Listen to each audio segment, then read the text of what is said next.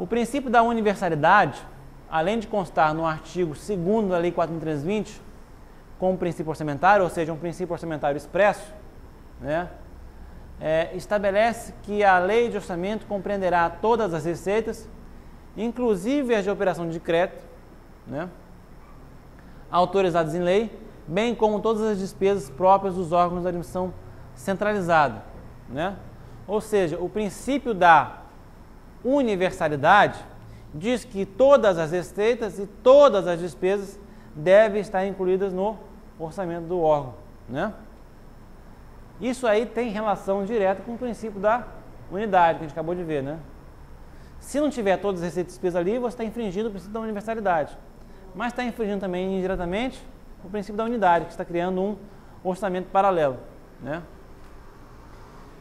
Assim, em atendimento ao princípio da universalidade, o orçamento deve conter todas as receitas a serem arrecadadas e todas as despesas a serem realizadas em determinado período, tá?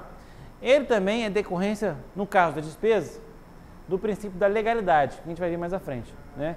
Já que você só pode realizar despesa que esteja no orçamento, se você realizar despesa que não esteja no orçamento, você está infringindo o princípio da legalidade e o da universalidade. Princípio da exclusividade.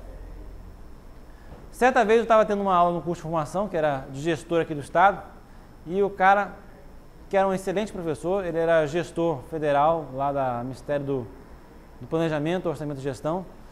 Ele falou que esse princípio da exclusividade era o princípio para evitar retratinho, né? E até hoje eu não entendi o que quer dizer esse retratinho, mas muita gente usa esse termo retratinho, né, para designar o princípio da exclusividade, né? Conta ele, né, e agora eu estou repetindo, ele falava que há muito tempo atrás, nos orçamentos, no início da República, né, existia aquela tendência ainda de você usar os recursos públicos como os dos governantes, né? Era aquela mistura entre os bens públicos e os bens dos governantes, né?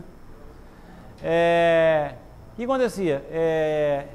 A lei de orçamento sempre foi e sempre será uma questão muito sensível para o governante. Ele depende daquilo para poder governar. Se ele não tiver dinheiro, se ele não tiver orçamento, ele não consegue governar.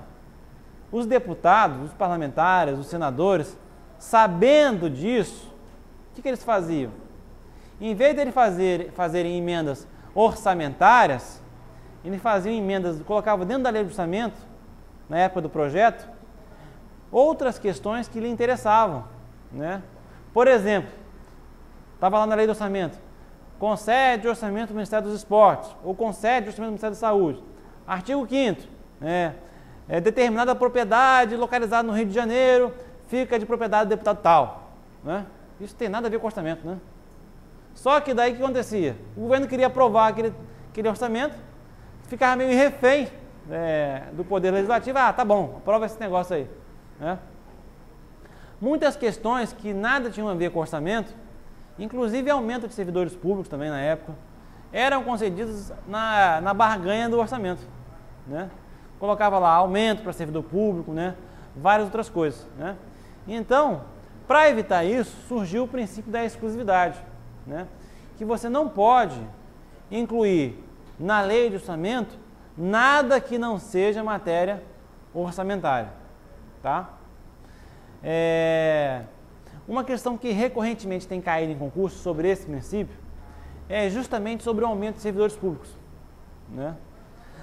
Aumento de servidor público, ele é feito por meio de lei própria, tá?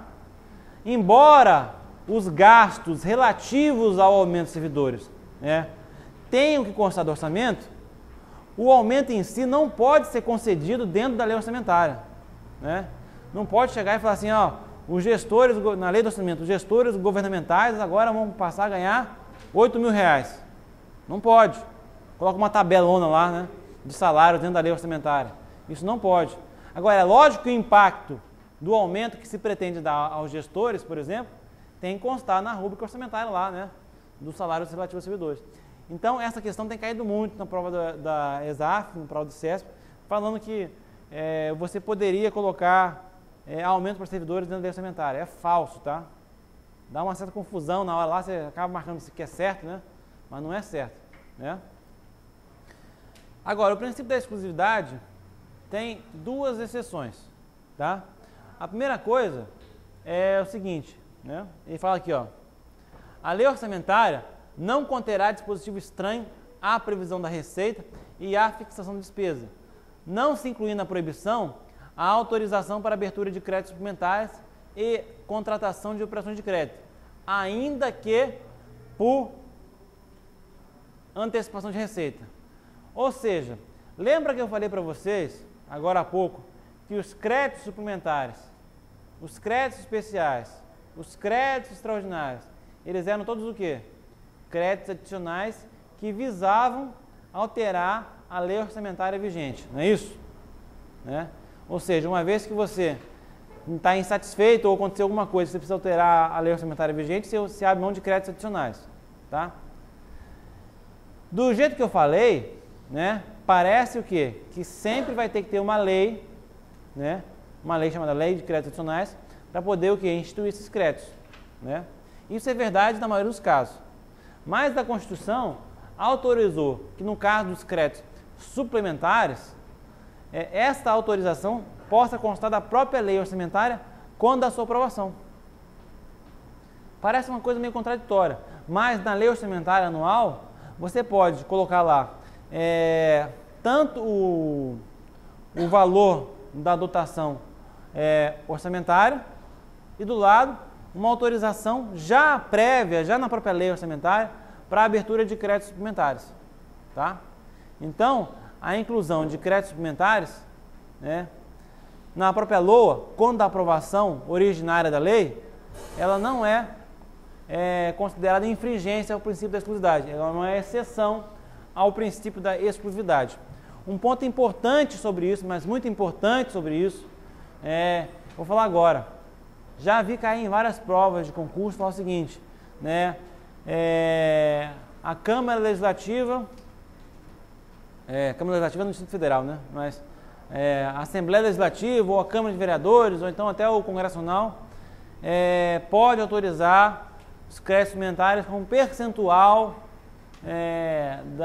do valor autorizado em lei, né, na própria LOA, né. Isso não é verdade, né.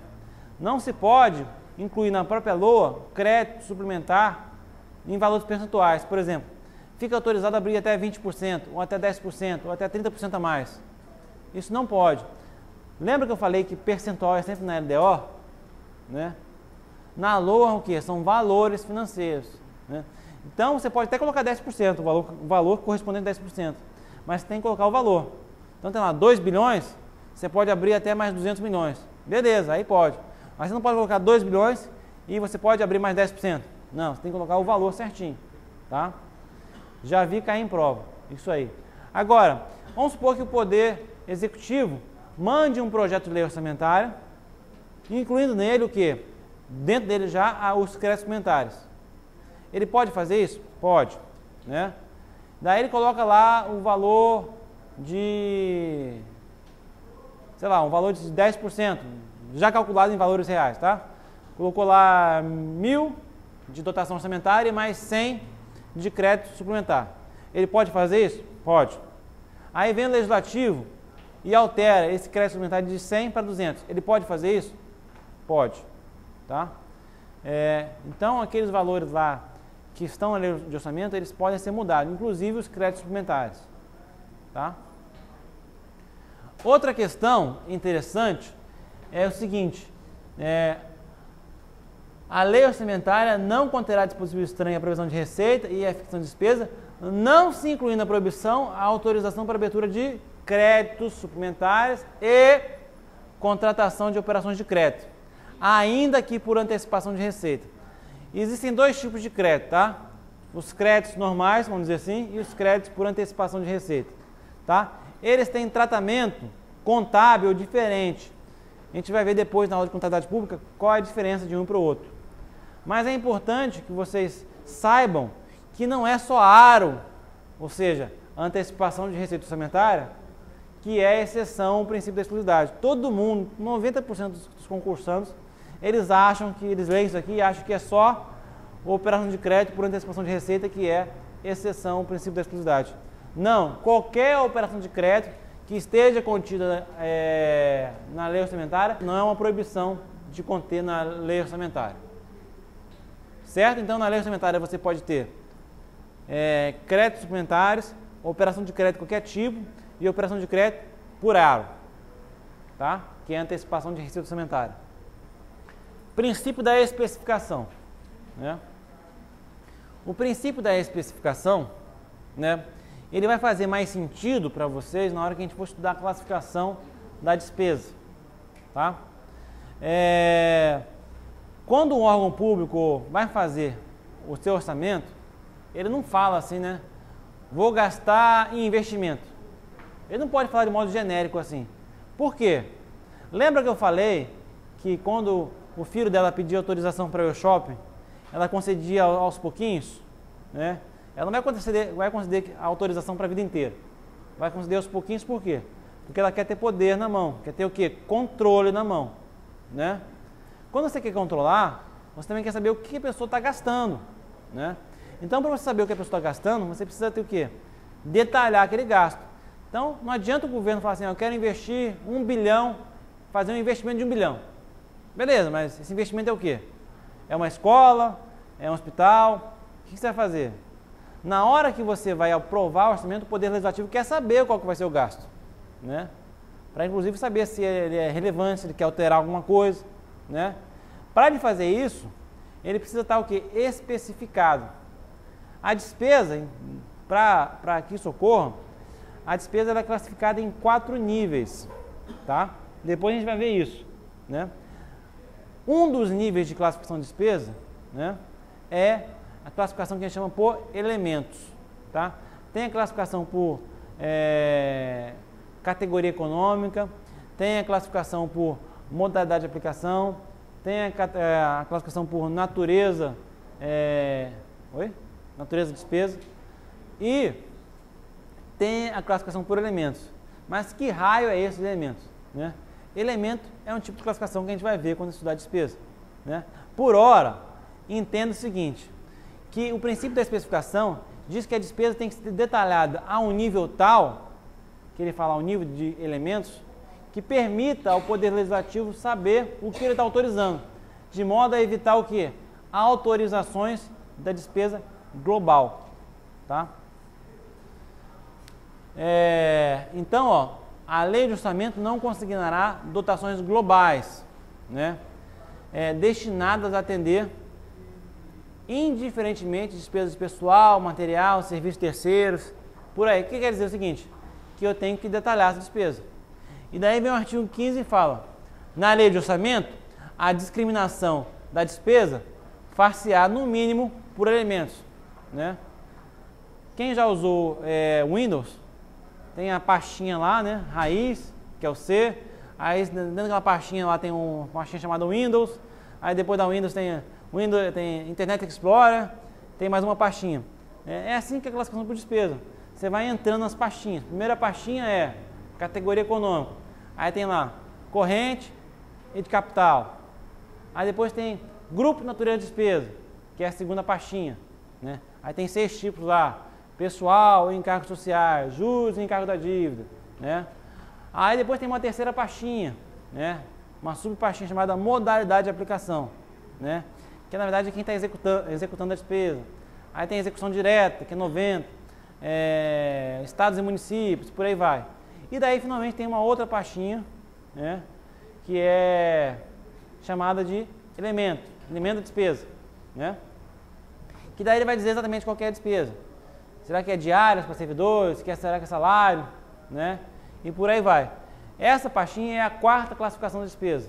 Então, quando ele fala o seguinte, na lei do orçamento da discriminação da despesa far-se-á no mínimo por elementos, está dizendo o seguinte, você tem que chegar pelo menos na 4ª pastinha para saber que despesa que é essa, né? Se você quiser detalhar mais, você pode. Mas o princípio da especificação diz que não me serve só a pasta raiz, só dizer que é uma despesa para investimento. Eu quero que detalhe mais para eu poder controlar, ver se essa despesa é razoável, né? Entende-se por elementos o desdobramento da despesa com pessoal, material, serviço, obras e outros meios de que serve a administração pública para a consecução dos seus fins.